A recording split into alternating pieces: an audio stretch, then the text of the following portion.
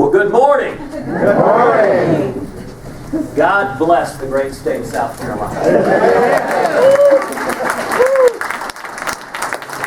I apologize, we're a few minutes late. We just came in from the airport and just got here seconds ago, but it is great to be here. I want to start by introducing my wife, Ted Cruz.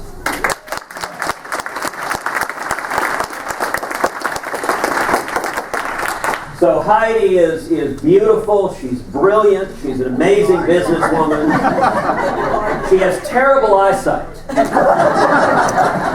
Good for you. And she's an incredible mom to our two little girls who will be showing up hopefully about halfway through. They're coming in from Texas. So our girls are on their way as well. And running across. And she is also my best friend in the world.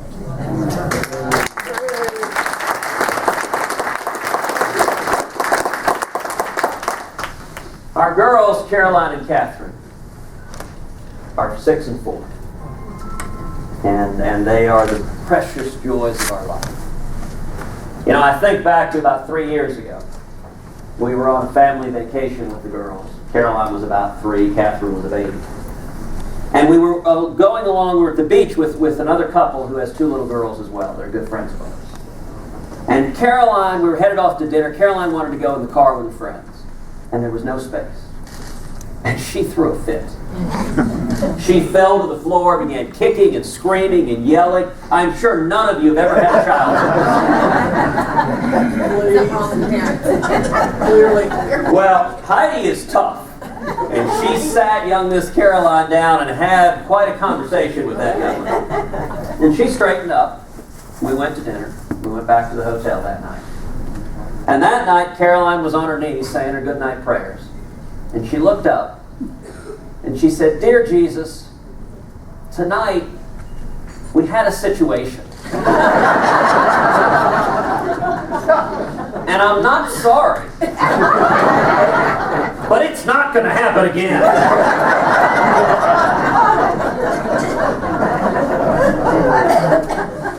And Heidi and I just stood there biting our tongues with that precious prayer of a sweet little child. But you know, that's why we're all here. Amen. Every one of us is here because we love our kids. We love our grandkids. And we're concerned about the direction of this country. We're concerned about the world that our kids and grandkids are inheriting. Now, we all know what the challenges are. So rather than talk about them, I'm going to talk about the future. 10 days ago, at Liberty University, Heidi and I announced our campaign for President of the United States.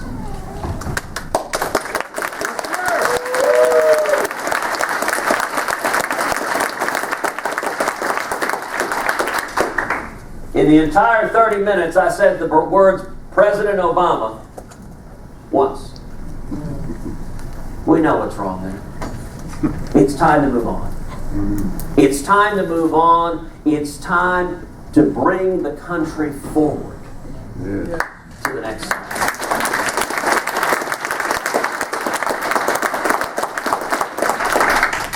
So what I want to talk with you about today is how we do that. How we reignite the promise of America. Now, what is the promise of America? Well, the promise of America starts with the revolutionary idea this country was built upon, which is that our rights, they don't come from government. They come from God Almighty.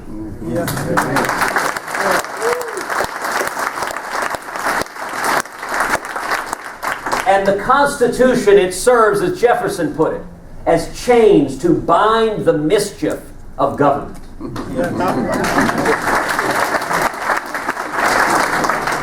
And that in turn has produced a nation that has been the greatest engine of opportunity and prosperity the world has ever seen. There's been no other country in the history of the world that has allowed so many millions to come with nothing and achieve everything. 58 years ago, my dad fled Cuba. He was 18 years old and he couldn't speak English. He'd been in prison. He'd been tortured in Cuba. When he came to America, he had just $100 sewn into his underwear. I don't actually advise carrying money in your underwear. Don't worry. His first job was washing dishes, making 50 cents an hour. And he worked full time. He paid his way through school. He got a job, and he ended up starting a small business, working towards the American dream. Today, my dad's a pastor. My father's my hero. But I'll tell you what I find so incredible about his story. How commonplace it is. Every single one of us here, we got a story just like that. Whether it's us or our parents or our great-great-great-grandparents. That is what ties Americans together. And the promise of America is the understanding that you are limited not by the color of your skin, but by the content of your character.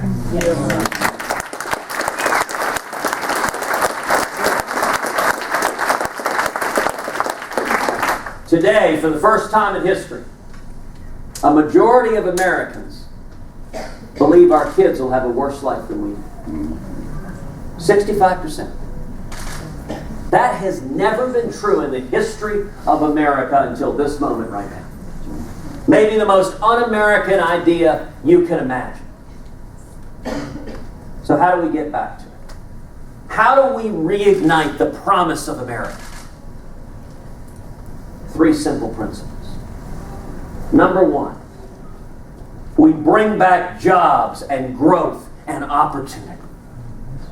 We get back to the sort of environment. For 6 years we have been in the great stagnation.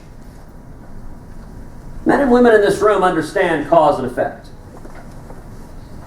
Every time the federal government goes down this path, every time we see out of control spending and taxes and regulation, the result is stagnation and misery and malaise. And the flip side of cause and effect, every time the federal government goes down the road of tax reform and regulatory reform, the result is booming economic growth. That was true in the 1920s. It was true in the 1960s. It was true in the 1980s. The 2 best levers government has are tax reform and regulatory reform. Tax reform, getting the enormous burdens of government out of your lives. The simplest and best tax reform is we need to adopt a flat tax.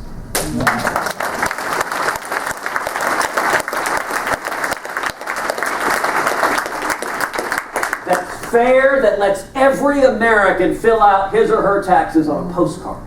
And when we do that, we should abolish the IRS.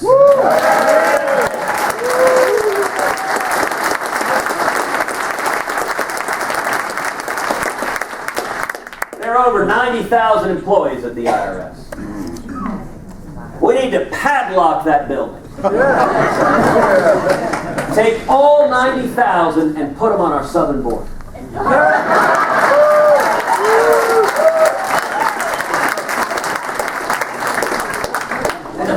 Now, to our friends in the media, that is slightly tongue-in-cheek. But think about it for a second. Imagine you traveled thousands of miles in the blazing heat.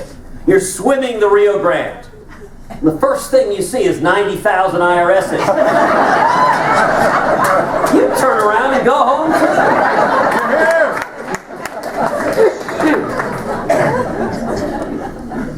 And then the second key lever for growth and opportunity is regulatory reform. Yes, sir. Stopping the crushing regulations, the EPA, OSHA, the alphabet soup that is killing small businesses and farms and ranches. Yes. You know, I was out in West Texas once and I said, you know the difference between regulators and locusts? And I said, you can't use pesticide on the regulators. And this old farmer leaned back and said, want to bet?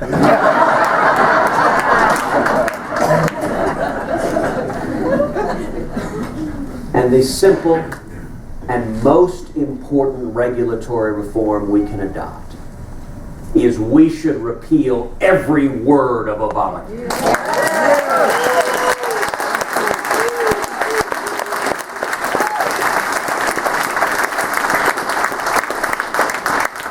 Now, there are a whole lot of people in Washington, sadly a whole lot of Republicans, who've given up on doing that. Every 2 years they'll campaign on it. But they have accepted that Obamacare will be a permanent feature of the economy and our lives going forward. I'll tell you how we change that. Together, we make this next election in 2016 a national referendum on repealing Obamacare and abolishing the IRS. Yeah.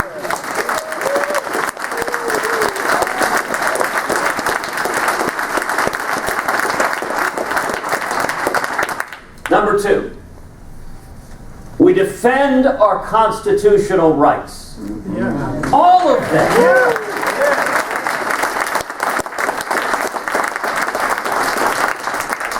We defend the First Amendment, our free speech, our religious liberty. Has religious liberty ever been more under assault than it is right now? Every one of us, our hearts are breaking as we watch what's happening in Indiana and Arkansas. As this perfect storm of the modern Democratic Party and the media and the Fortune 500 all swirl around together attacking religious liberty. You know, there was a time not too long ago that religious liberty was something that brought us together. Republicans and Democrats, we used to argue about marginal tax rates. But when it came to the First Amendment, everyone was on the same page. How heartbreaking how far we've gone in just 2 decades. How extreme and radical the modern Democratic Party is. That they have decided that Christian pastors, that Catholic priests, that Jewish rabbis are now, their religious liberty is unacceptable if it stands in the way of their far-left partisan commitment to mandatory gay marriage in all 50 states.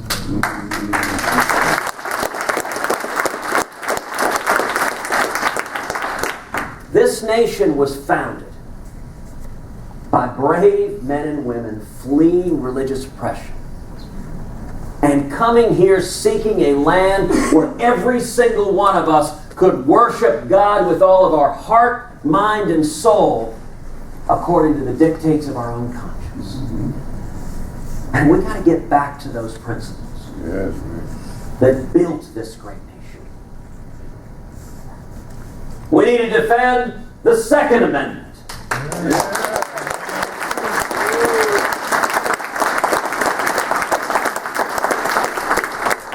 Vice President Joe Biden.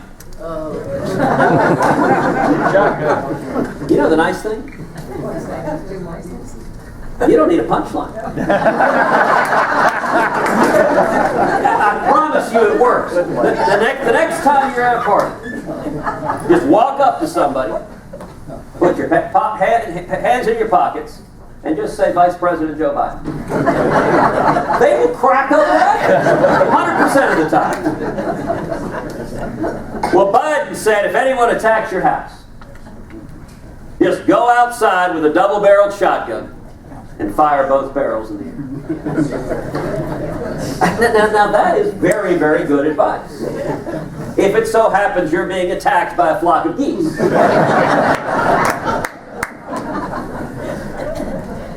We need to defend the Fourth and Fifth Amendments, our rights to privacy.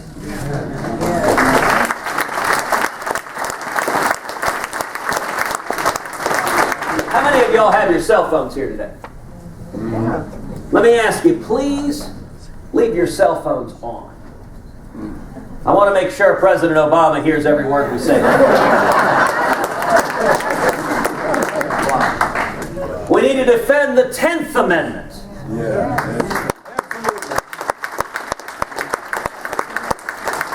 Or as President Obama calls it, the what? The fundamental protection that says the powers not given to the federal government are reserved to the states and to the people.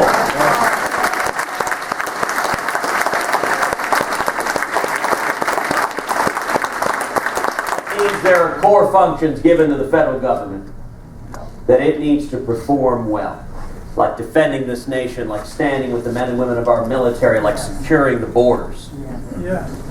But there are a whole lot of areas where the federal government has no business sticking its nose.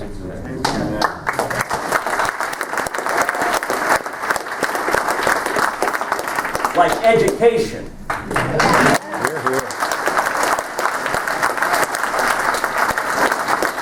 And we need to repeal every word of Common Core.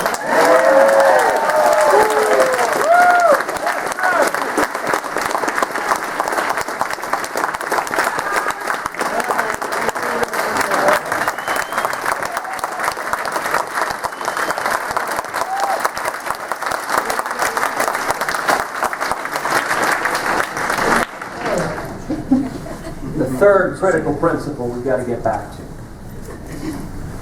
is we've got to restore America's leadership. Yes, sir. For 6 years, we've seen the consequences of the Obama-Clinton foreign policy of leading from behind. And it isn't working. Instead of a president who boycotts Prime Minister Netanyahu, imagine America standing unapologetically with the nation of Israel.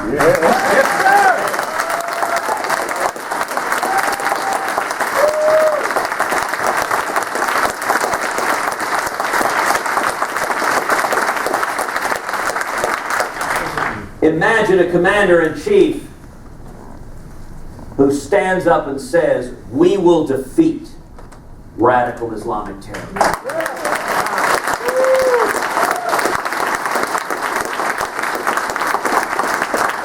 We will call it by its name.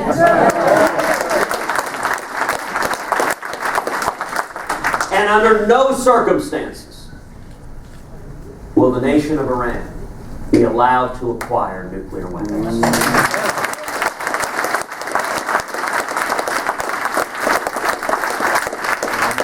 Now, every one of these principles are broad-based, common-sense principles that bring us together. They're shared by the vast majority of Americans. So, of course, that means in Washington, D.C., they're viewed as radical and extreme.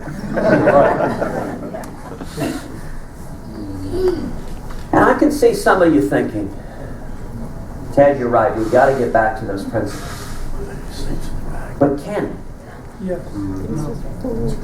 How do we make it happen? It seems the promise of America to so many feels like it's slipping away.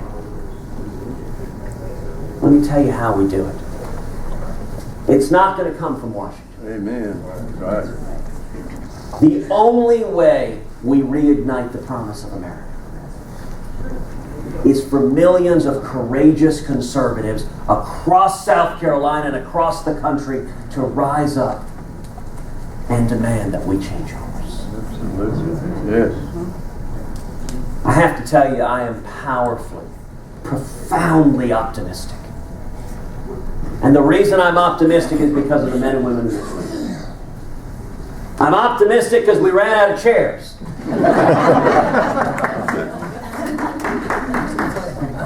I'm optimistic because of the unbelievable power of we the people. What we have to do is simple. We got to reassemble the old Reagan coalition. We got to bring together conservatives and libertarians and evangelicals and women and young people and Hispanics and Reagan Democrats. We got to bring together a coalition that represents the American people and that stands for the values that unify us. That more than anything is what Heidi and I are working to do in this campaign. Now I'll tell you, in the next year, we're going to spend a lot of time right here in the state of South Carolina.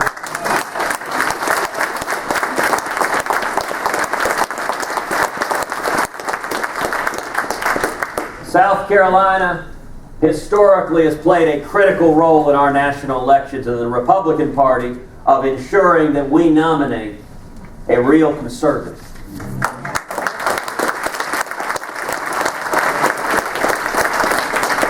And that's the only way we win in November 2016, and we've got to win to turn things around.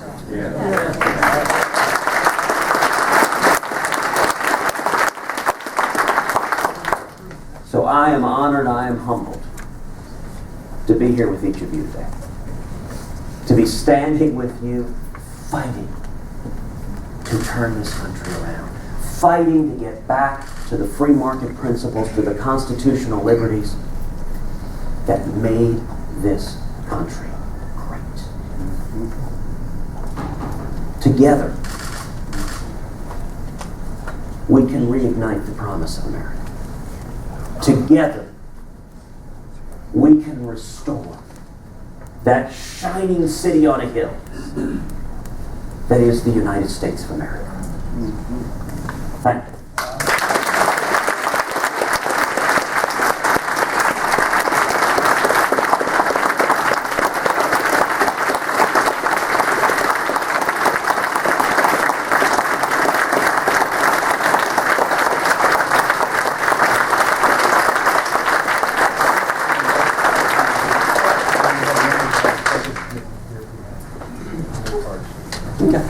So now I'm happy to answer or dodge any question you like. Yes, sir. Hi, we have a question from Bill Hurd. It's on differentiation. Can you state in less than 5 words how you would set yourself apart from the other Republican contenders? I can state it in 3 words. A proven conservative. Yes, sir.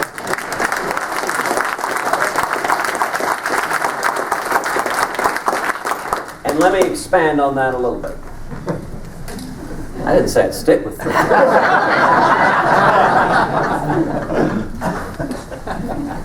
Heck, you know, I did talk for 21 hours on the second floor.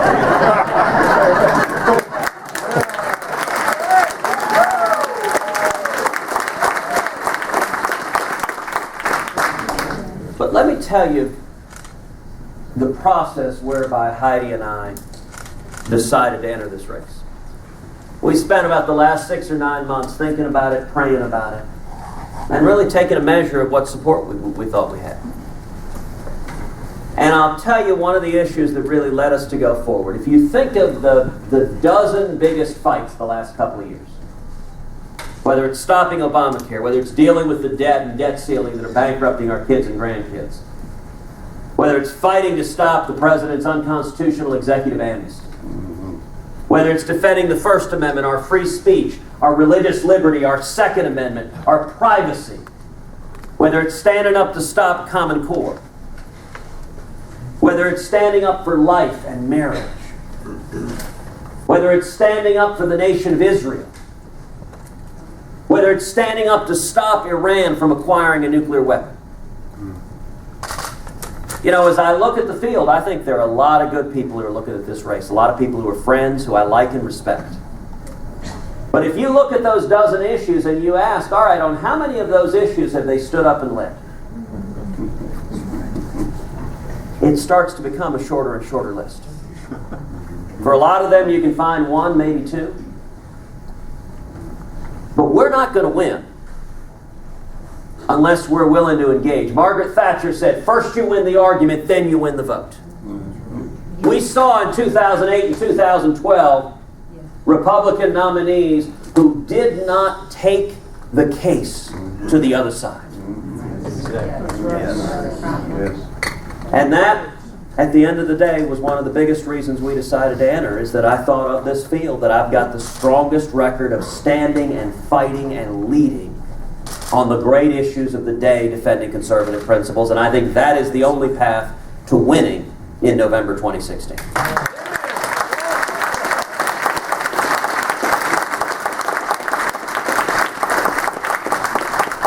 I have a question for Larry Bird. He says it's on religious freedom. Will you help pass legislation to ensure the church can go out of its four walls and practice our faith in business and schools and government? So that was a great question from Larry Bird. I got to say, he's got an amazing outside shot.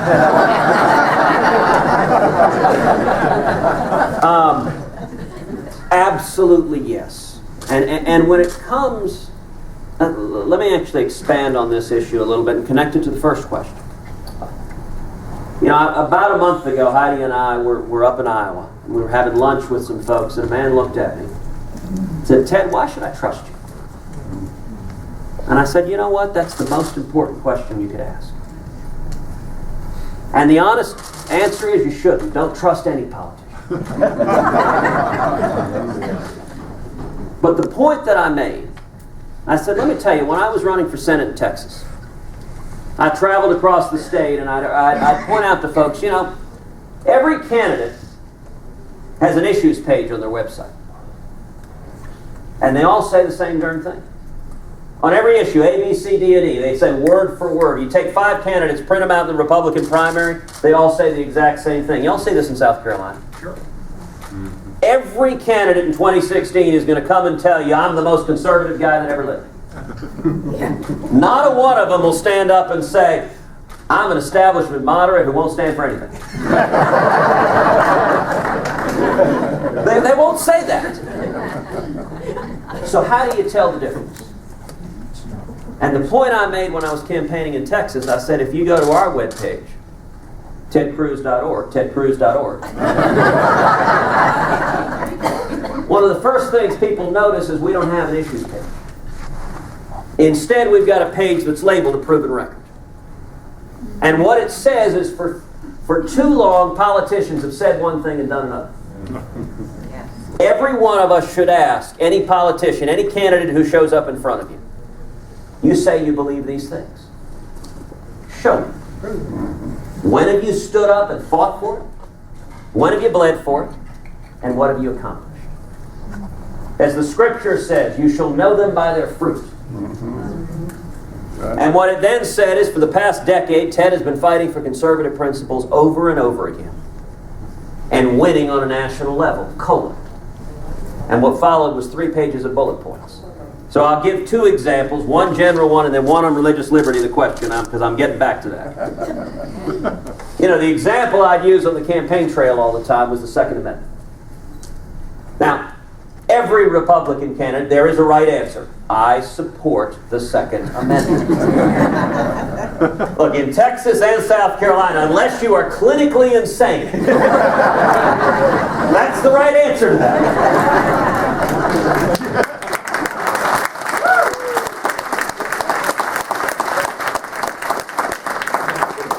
Now, I pointed out on my website, I actually didn't say I support the Second Amendment.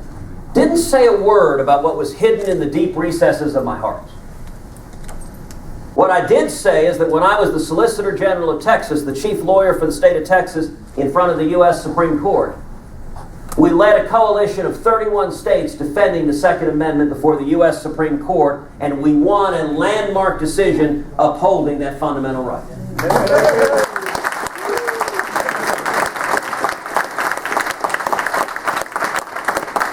I linked to the 2010 Carter Knight Freedom Fund Award given by the NRA every year to one of the leading defenders of the Second Amendment in the country.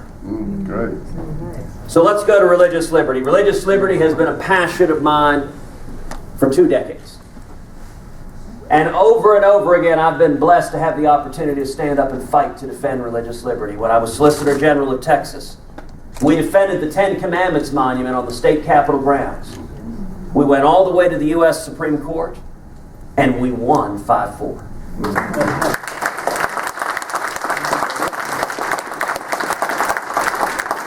We defended the Pledge of Allegiance. When the federal appellate court out in California struck it down because it has the words, one nation under God, we brought together all 50 states, went to the U.S. Supreme Court, and we won unanimously. Right.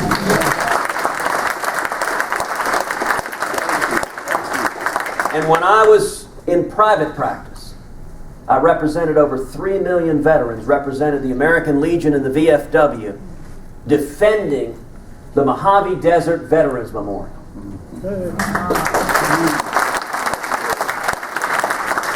A lone white Latin cross erected over 70 years ago to honor the men and women who gave their lives in World War I. The ACLU sued, seeking to tear it down because they said you cannot have the image of a cross on federal land. And they won. The Federal Court of Appeals and the District Court below it both ordered that Veterans Memorial torn to the ground. We went to the U.S. Supreme Court and we won 5-4.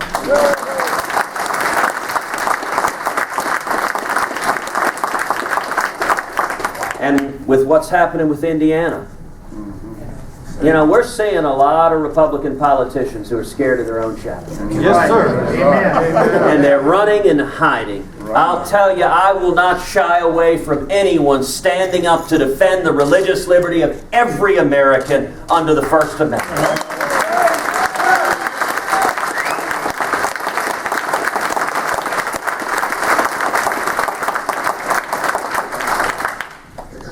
Senator Cruz, we have a question. I don't have the name of the person that asked it, but Michael Jordan. I was thinking about saying that.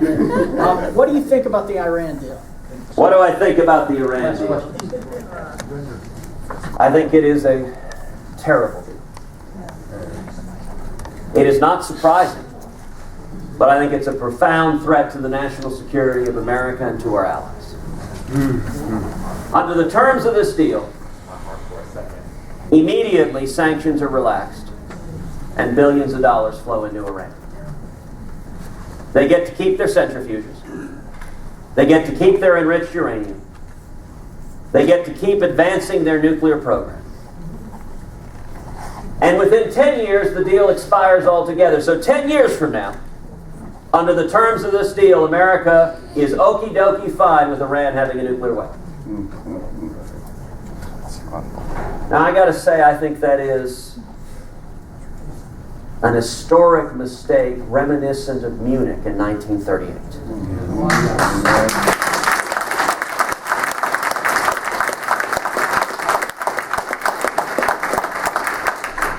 That agreement says proceed.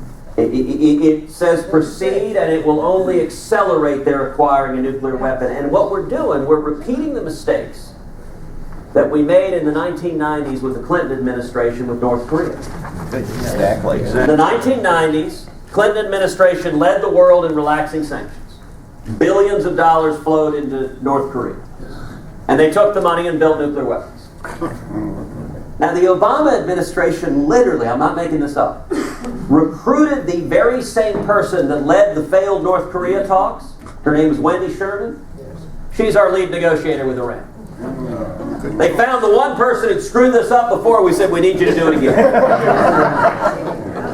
Now, with North Korea, Kim Jong-il, Kim Jong-un, they're megalomaniacal narcissists.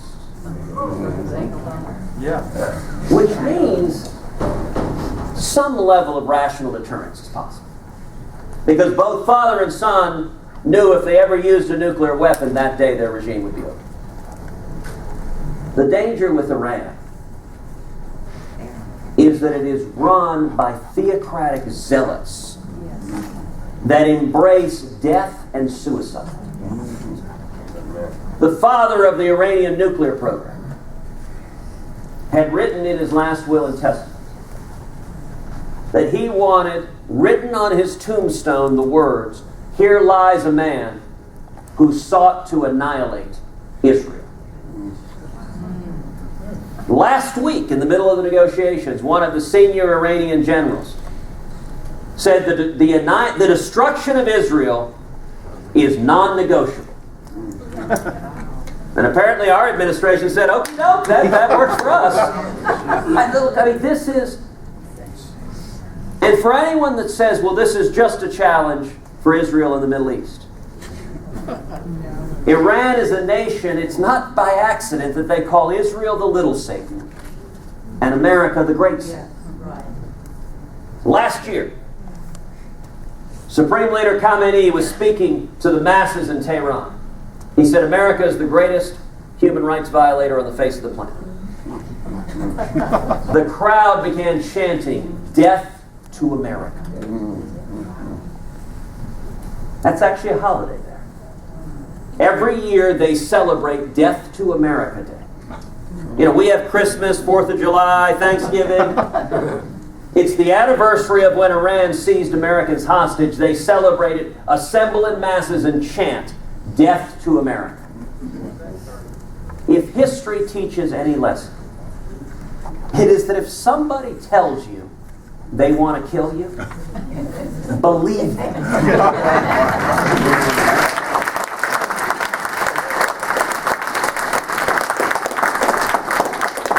So let me say very briefly what should be done about it. Number one, Congress needs to do everything possible to stop this terrible deal.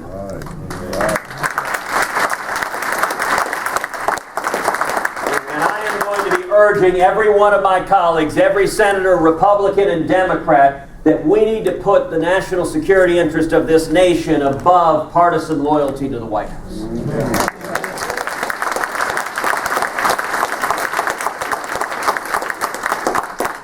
But number two, the Obama White House has indicated it's going to try to circumvent Congress. In 20 months, this president will leave the White House.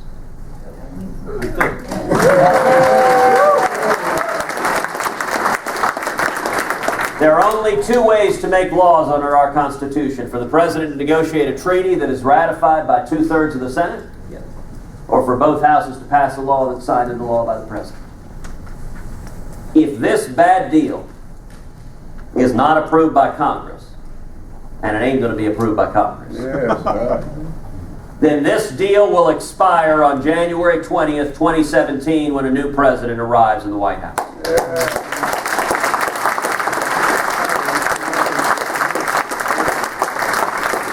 And I'm just going to tell the final story, which is January 20th, 2017.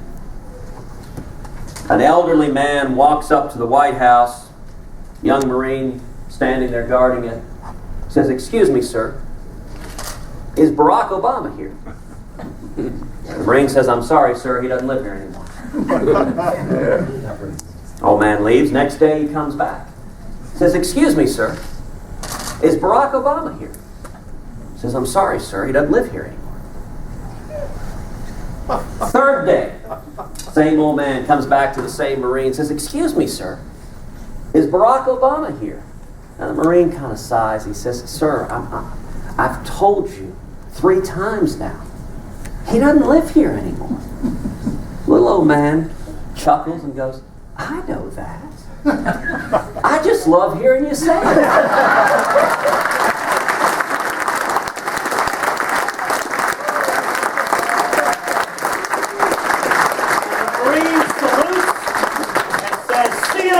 Sir. Thank you, and God bless.